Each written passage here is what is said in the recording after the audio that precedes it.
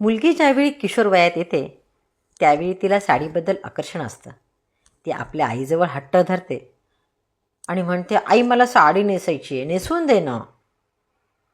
मग आई मुलीला धरते, जवळ घेते आणि आपल्या लेकीला साडी नेसवत असताना त्या साडीचे महत्त्व सांगते. नमस्कार, मी सौ श्रद्धा सतीश चनाकेकर.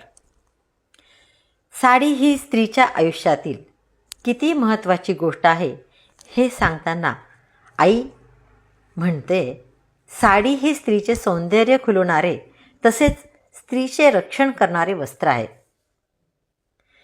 स्त्रीचे साडीमधील अनेक रूपे असतात. साडीत स्त्रिया अतिशय मोहक आणि सुंदर दिसतात.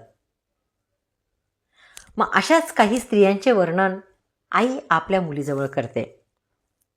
डोक्यावरती पदर घेऊन ग्रहप्रवेश करणारी ती लक्ष्मी, कमरेला पदर खोसून घरातील घरकाम करणारी ती रणरागिणी, लेकरासाठी मायेचा पदर घेऊन स्तनपान करणारी ती माता, खांद्यावर पदर घेऊन पतीसोबत खांद्याला खांदा देणारी ती सहचारिणी.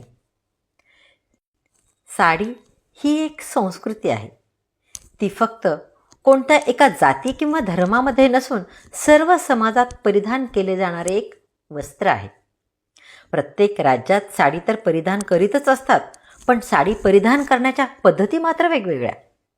कुणी महाराष्ट्रीयन तर कुणी मारवाडी, कुणी बंगाली, चक्क आदिवासी समाजात देखील साडीची प्रथा आणि पद्धती वेगवेगळ्या असतात. आणि खरं सांगू का बेटा तुला, साडी ही पुरातन काळापासून चालत आलेले एक वस्त्र जे आपले शरीर झाकते, शरीराचे रक्षण करते आणि आपली संस्कृती जपते. कळलं? आभार सौ वीणा इटोलीकर आणि कौशेय साडी सेंटर यांचे. धन्यवाद.